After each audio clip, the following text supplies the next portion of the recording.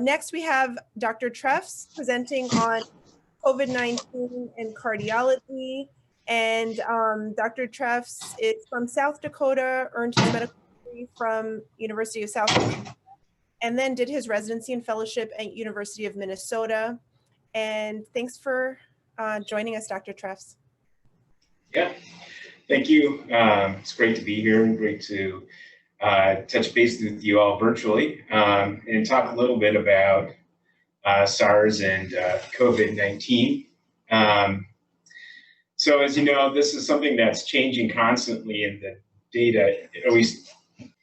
So as I said, the data is evolving rapidly in this on this matter, and the last sort of organized statement was just recently published on January 5th, particularly in relationship to MISC. And so that's kind of what I'm going to focus on today. So I don't have any disclosures. So where are we now? And even the new data is, we've crossed over 400,000 deaths in the United States. We're 90 million worldwide, over 1.9 million deaths worldwide. And when I got this data, the percent change over 14 days was, a very high increase, both in terms of death and in terms of incidence. And so, this just clearly illustrates that this is something that's not going to go away anytime in the near future. So when we look at COVID-19 in children in particular, there's some interesting things that distinguish kids from the adult population, which I'm sure many of you are well aware. When you look at the infection rates relative to exposure in kids, it's much lower, only about 40%, whereas those over 18, it's about 80%. And in terms of kids, only about 20 to 30% of the children that are exposed actually develop clinical symptoms, whereas that's over 60% in those who are over 60 years of age. That's kind of why I've always told my family members that you need to fear children more than anyone else, because they're the ones that are running around with it and have no idea they've got it. And in terms of severe disease with hypoxia, only about 5% of kids actually get that far, and only in less than 1% will develop ARDS. In regard to severe disease, the real significant comorbidities are going to be obesity and history of asthma. I think that's really something that we've seen in our practice here as well, in terms of the patients that have severe disease with acute illness in our clinical setting here.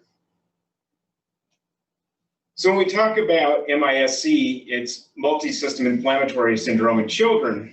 And so we first reported cases in the literature were about April of 2020, and talking to my colleagues at the University of Minnesota, they started seeing this in kind of early May in the Twin Cities. And it really started to ramp up towards the end of May and into June, where there was several patients hospitalized at the University of Minnesota with this sort of syndrome. And it showed up kind of like this hyperinflammatory condition that looks sort of like Kawasaki's, toxic shock, something like macrocyte or macrophage activating syndrome, sepsis. Right now, the most recent report, over 600 cases have been reported in the literature worldwide. I'm sure the true incidence is much, much higher than that. And most of these are previously healthy kids.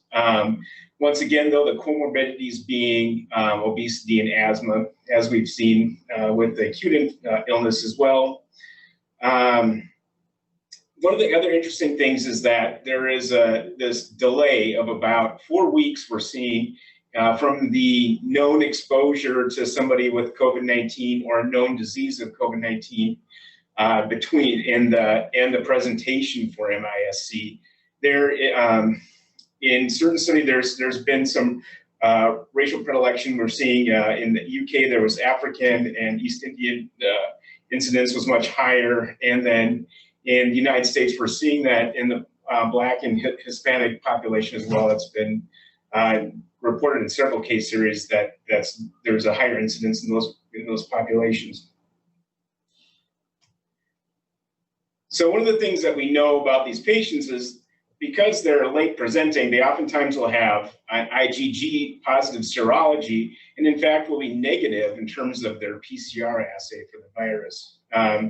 So that correlation between positive IgG serology, negative PCR, and the timing relative to exposure or history of illness or positive testing in the past really gives you strong clues in terms of thinking about whether or not this patient is presenting with MIS-C. So in terms of pathophysiology, this is this hyperimmune response, and it's probably related to, there's some genetic susceptibility that we don't fully understand right now. And it presents with the cytokine storm syndrome, which is, these persistent fevers, very high inflammatory markers, elevated pro-inflammatory cytokines as well too. And I'll get into that a little bit more in detail. And we see that there is a multi-organ system involvement. So in particular, from the cardiovascular perspective, we're seeing approximately 50 to 80% of these patients actually presenting in shock. And that's something that we've seen here also, where it's either distributive or truly cardiogenic shock. Now, in the literature, it may be a little bit overrepresented just because some of the studies, the inclusion criteria revolved around them presenting in shock. So, so overall, though, it's something that you do encounter quite often. They oftentimes will have GI symptoms, nausea, vomiting, diarrhea, abdominal pain. That's very common. They'll have potentially coagulopathy, some other hematologic disturbance. The respiratory symptoms, unlike the acute illness, is typically quite mild and doesn't typically require significant intervention in terms of respiratory support for these patients. They may have some renal involvement. Quite commonly, we'll have mucocutaneous symptoms, whether it's a polymorphic rash. Commonly, we'll see conjunctival injection. We'll see mucous membrane involvement, and occasionally the swelling of hands and feet, or we'll get that sort of Kawasaki's like peeling of the hands and feet as well. We also commonly are seeing neurologic symptoms, and it's very often that we see patients presenting with significant headache or some neurological disturbance. So in terms of when we're looking at these patients and trying to determine what's going on, the labs that we're looking for, in particular, what we'll find is that they'll have some degree of neutrophilia and lymphopenia. Obviously, the elevated inflammatory markers, CRP and sed rate, elevated fibrinogen and ferritin, which is sort of distinctive, as well as the D-dimer. Elevated BNP is distinctive, and also the troponin levels with cardiac involvement or myocyte involvement. We also can encounter hypoalbuminemia. And then, of course, when you're suspecting MIS-C in these patients, serologic testing is important with PCR and IgG.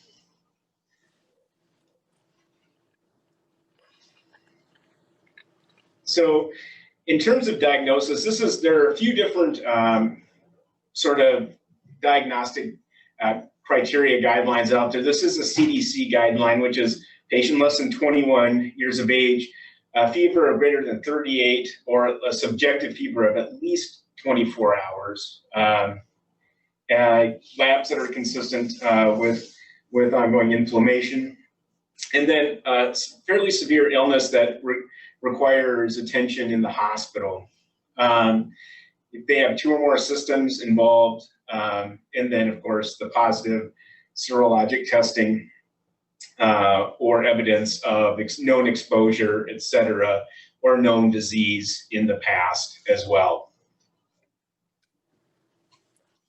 So when we think about the cardiac manifestation here, we're recognizing that it's an inflammatory process that can be injuring to myocytes. It also can cause endothelial injury, resulting in thrombosis that can cause perfusion issues. It can also cause microvascular injury, which also can affect perfusion to the myocytes. And what we're finding is that the myocardium is affected. And in this case, the upper left-hand image is a cardiac MRI image. And what it's illustrating is that there is some degree of dilation of the cardiac chambers in this case, although that's not something that's easily distinguished with this. And also change in the function of the myocardium in terms of the squeeze of the ventricles. We also encounter what we call delayed enhancement, which is an abnormal imaging finding where you see elements of either inflammation or fibrosis of the myocardium itself. By echo, which is on the second image down on the left, we can find that there is significant coronary artery involvement that can be dilated coronary arteries. Now, typically, the coronary artery dilation is not quite the same as what we see in Kawasaki's disease, where the degree of coronary dilation is not quite as pronounced, but it is commonly seen in these patients. Additionally, we're encountering conduction system anomalies as well, and that can be related to simply the injury related to inflammation of the His-Purkinje system, where you can see first-degree heart block or even higher-grade heart block. Other EKG findings we'll talk about in more detail a little bit here. So as I said with the echocardiogram, what we're encountering with these patients is that a great many of them have some degree of ventricular dysfunction.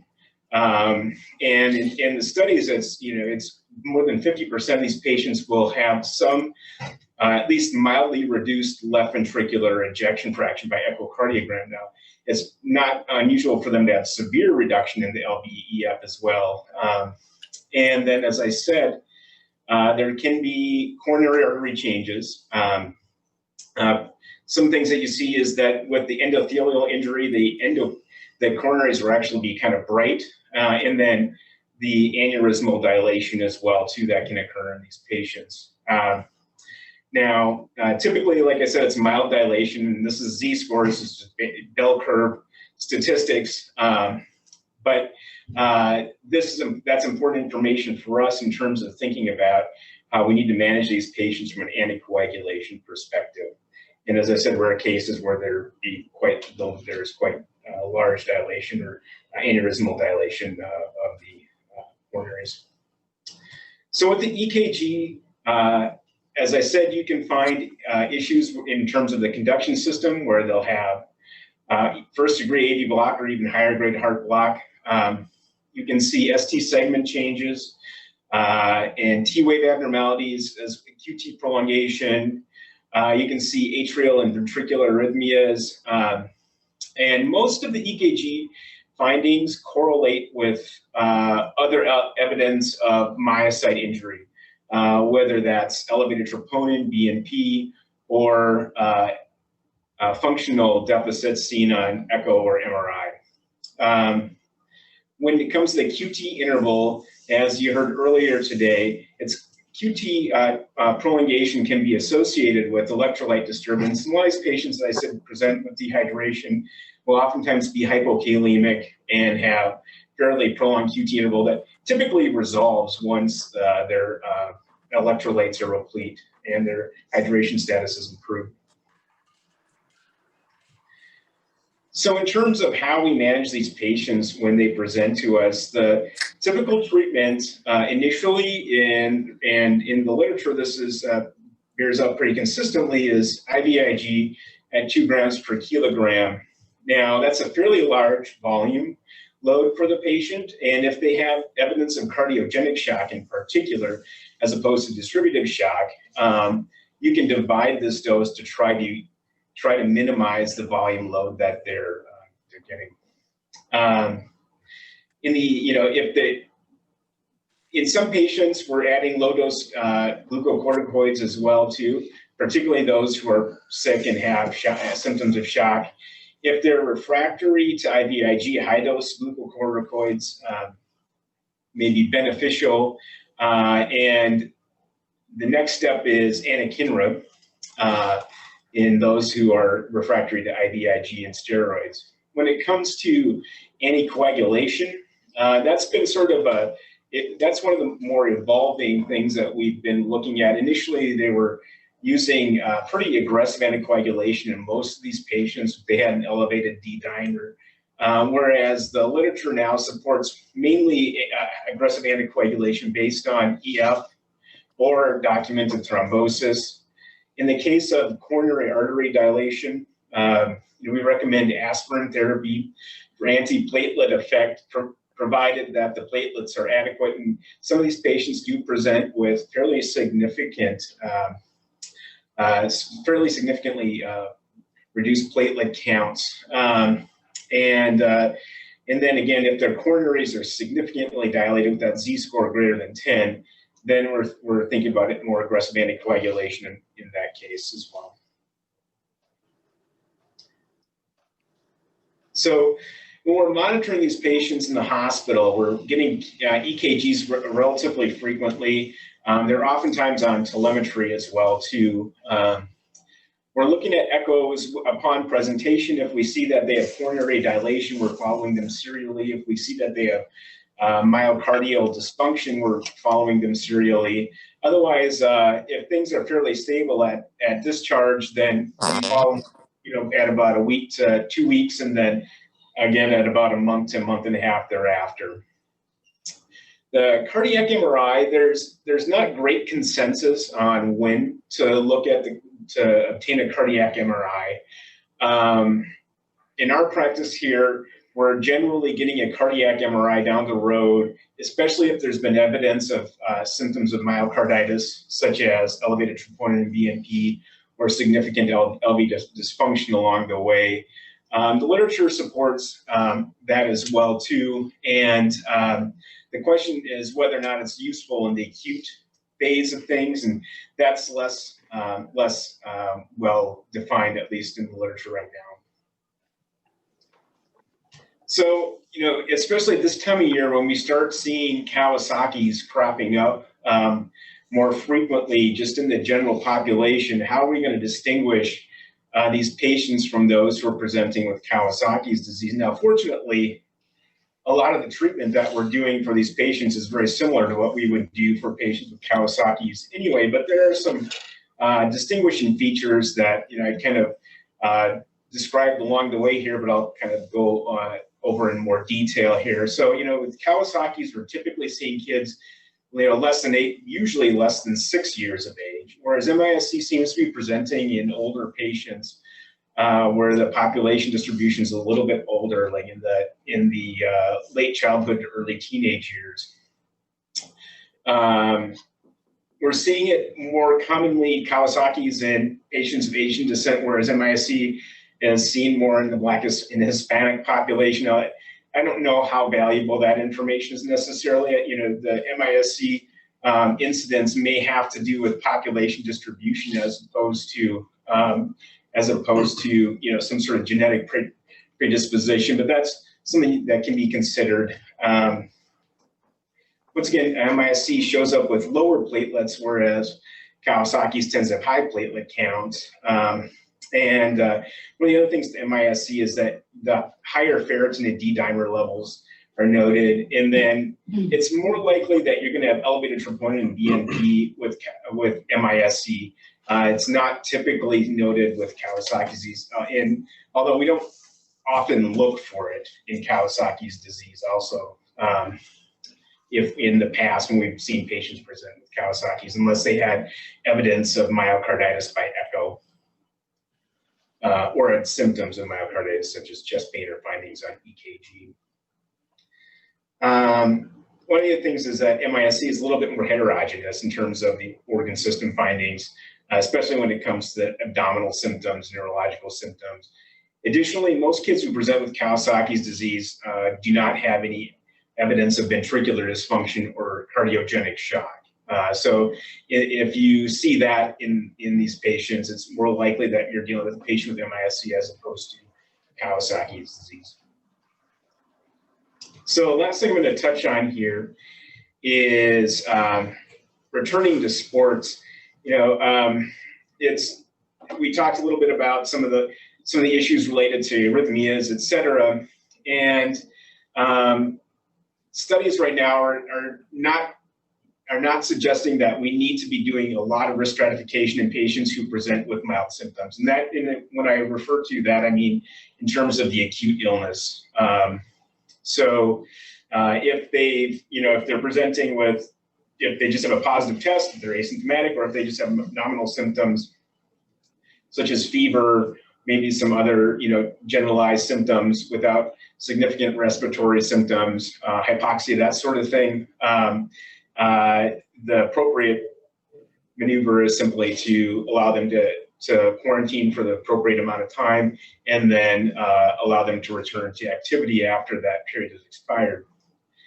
However, if they have symptoms that are more consistent with particularly myocarditis, we sort of follow the same both diagnostic process as well as sort of management in terms of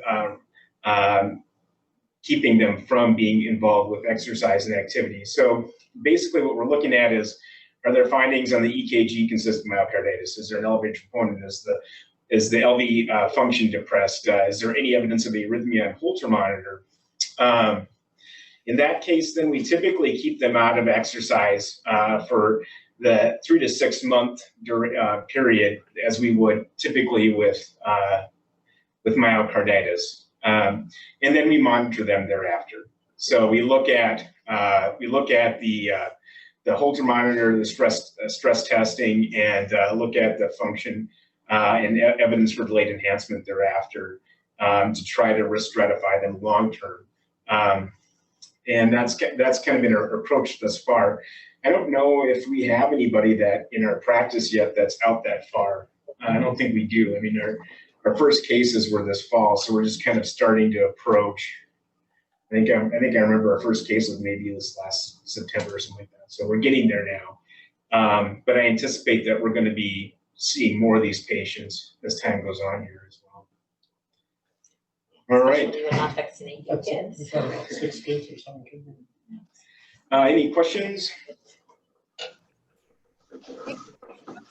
So this Barack Mark, I had a quick question about, is there any evidence to show that this myocarditis is going to be followed with some left ventricular remodeling or fibrosis?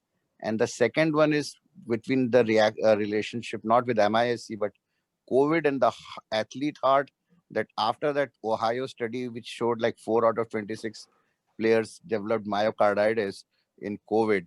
Is there any, we didn't hear anything more about it, or do you have any information on that how does COVID affect the adolescent heart?